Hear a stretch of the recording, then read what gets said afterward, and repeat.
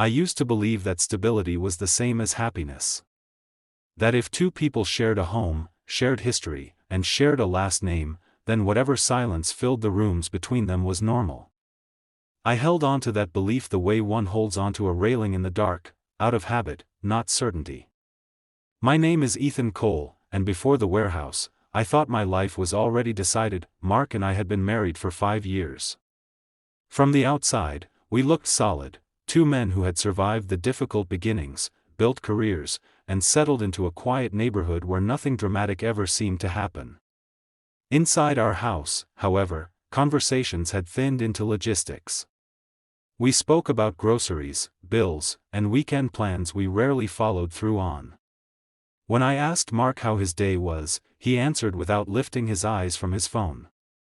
When he asked me the same, it felt like courtesy rather than curiosity. I told myself this was adulthood. I told myself love matured into something quieter. Still, there were evenings when Mark came home late, smelling of rain or traffic, and passed by me without noticing the effort I had made to stay awake. On those nights, I sat alone on the couch, listening to the hum of appliances, wondering when exactly I had started to feel invisible. Lucas Reed lived 2 houses down from us. I noticed him the way one notices a fixed point on the horizon, present, steady, and unexplained.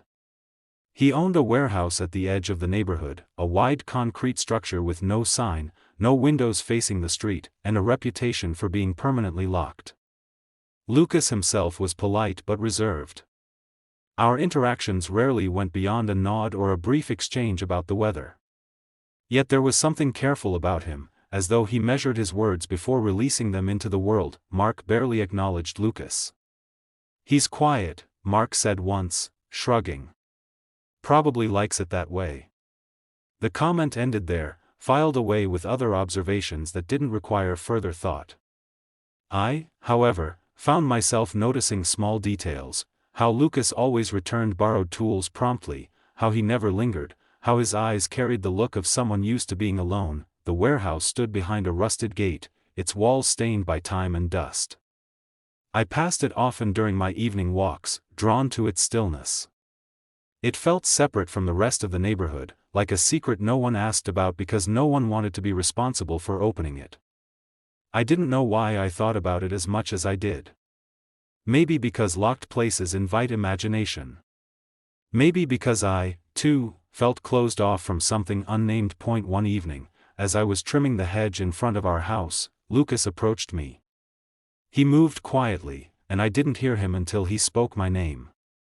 His voice was calm, almost hesitant. "Ethan," he said, "I was wondering if you could help me with something." I straightened, surprised by the directness. "Sure," I replied, though I had no idea what he needed. He explained that he was reorganizing part of the warehouse and could use an extra pair of hands. His words were practical, his tone neutral, but there was a pause afterward, as if he expected me to refuse. I thought of Mark inside the house, likely absorbed in emails. I thought of my evening stretching ahead, empty and predictable. "When?" I asked. "Tomorrow," Lucas said. "If you're free." I told him I was. The answer came too quickly, surprising even me. Lucas nodded, thanked me, and walked away without further explanation. I watched him go, aware of a faint, unfamiliar anticipation settling in my chest. That night, Mark and I ate dinner side by side, barely exchanging words. I mentioned that I had agreed to help Lucas at his warehouse. Mark looked up briefly, then returned his attention to his plate. "Sounds fine," he said. "Don't stay out too late. I've got an early meeting." There was no question, no curiosity. I realized that if I hadn't said anything at all, Mark might never have noticed my absence. The thought lingered long after we went to bed, lying between us like an unspoken truth. The next afternoon arrived with a pale sky and the kind of quiet that made every sound feel amplified. As I walked toward the warehouse, I noticed Mrs. Helen Brooks watering her plants across the street. She paused, watching me with gentle interest. "Helping Lucas today?" she asked. I nodded. "Just for a bit." She smiled, as if she knew something I didn't, and returned to her flowers. Her gaze stayed with me longer than necessary, and I felt an odd sense of being observed, as though the neighborhood itself had taken note of my small decision. The warehouse gate creaked when I pushed it open. The building loomed closer now, its surface rough beneath my fingertips. Lucas was waiting by the door, keys in hand. He looked relieved when he saw me, though he masked it quickly. "Thanks for coming," he said. "Of course," I replied. As he unlocked the door, I felt a hesitation I couldn't explain.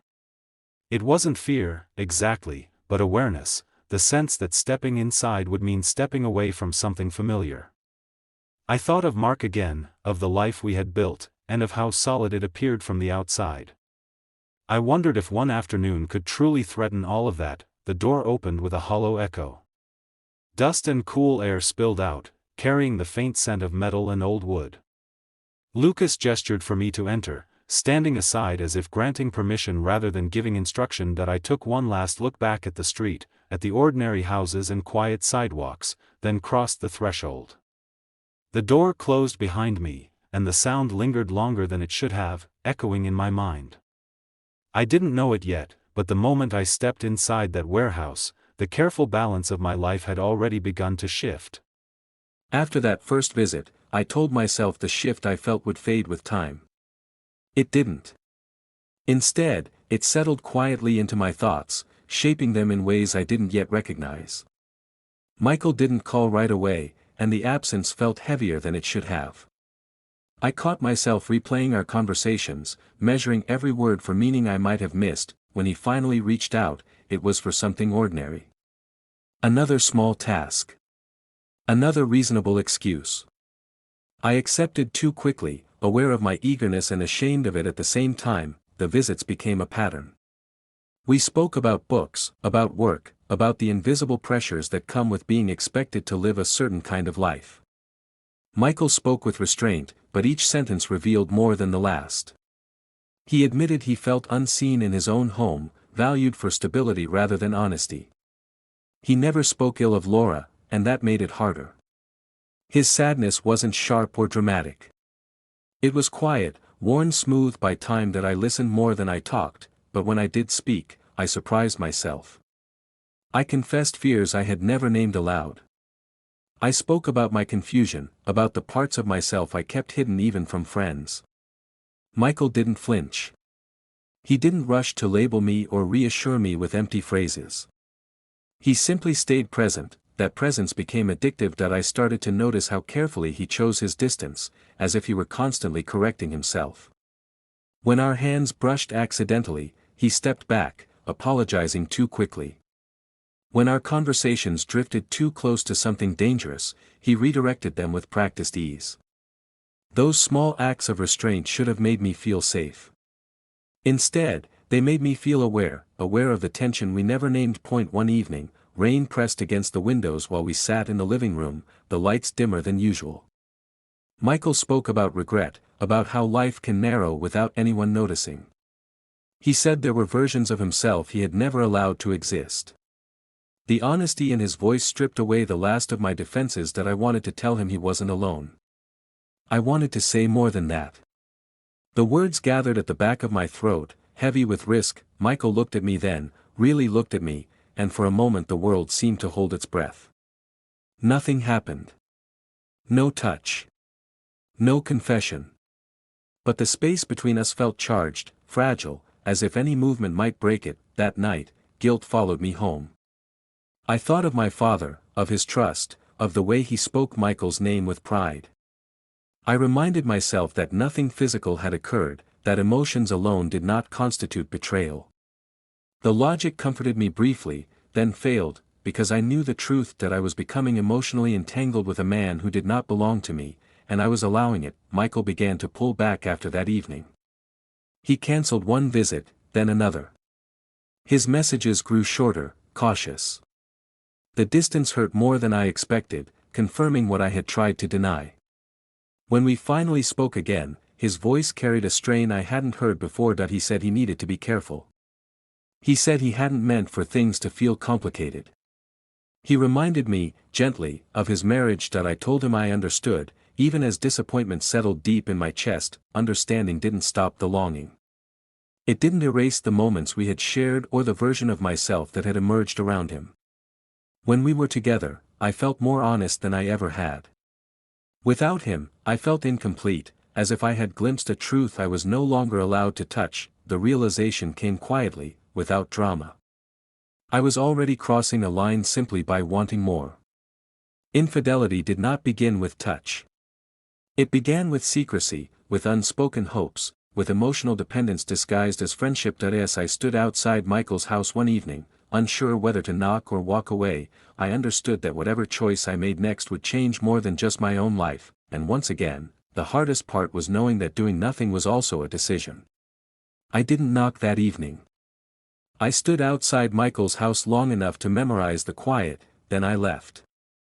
The decision felt responsible and hollow at the same time, like choosing the correct answer to a question that had already cost too much. Distance followed, deliberate and mutual. Weeks passed without visits, without the easy conversations that had once made time disappear. I told myself this was how it was supposed to end, quietly, before real damage was done. Yet restraint did not erase attachment. It sharpened it.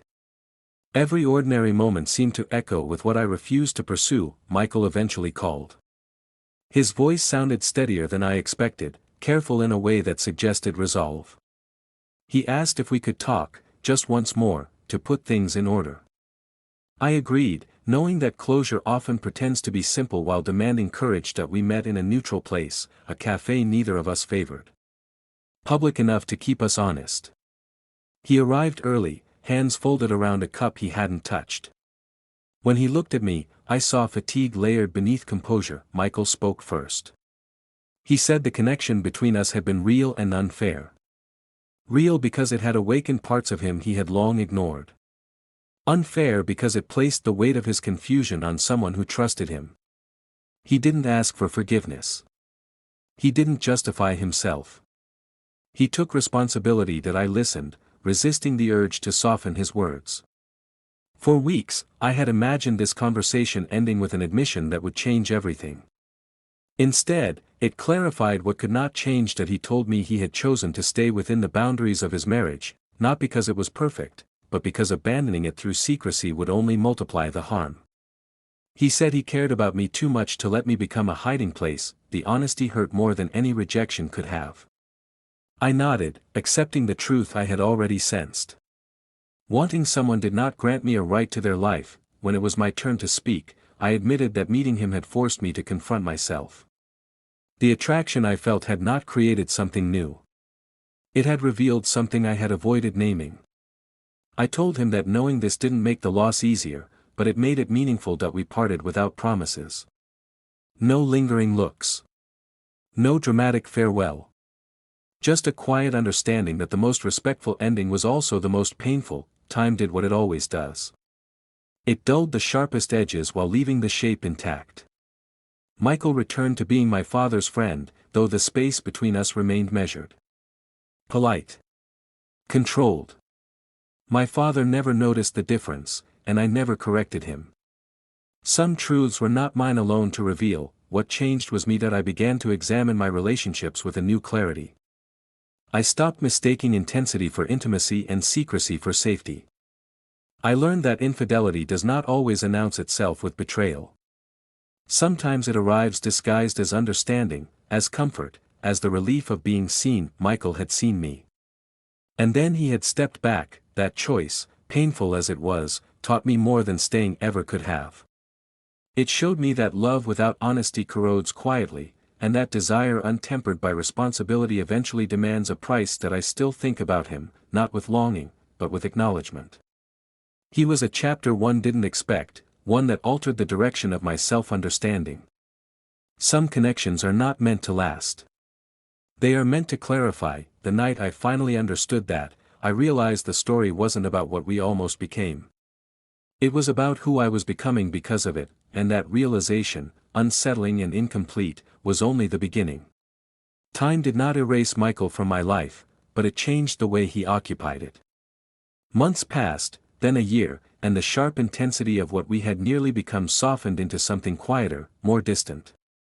He returned to being a familiar presence at family gatherings, his laughter measured, his conversations polite.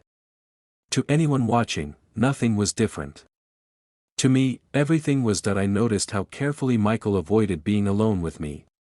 He positioned himself near others, excused himself early, redirected conversations when they drifted too personal. What once might have felt like rejection now felt like intention.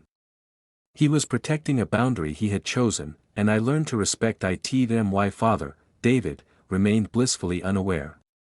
He spoke of Michael with the same warmth, the same trust, and I never interrupted him. Carrying that silence was not easy, but it was necessary.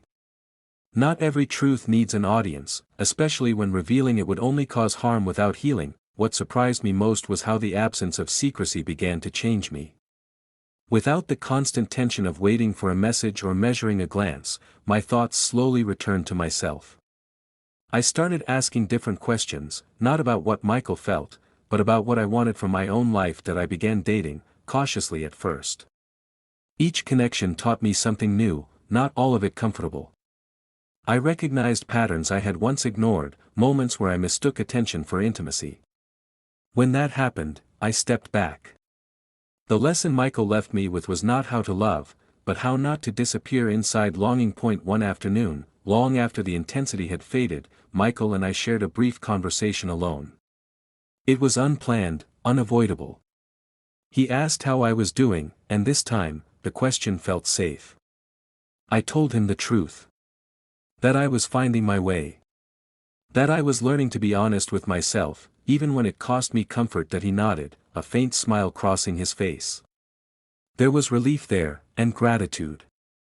Not for what we had shared, but for what we had chosen not to become. That moment closed something quietly between us. That I realized then that some relationships do not end with conflict or confession.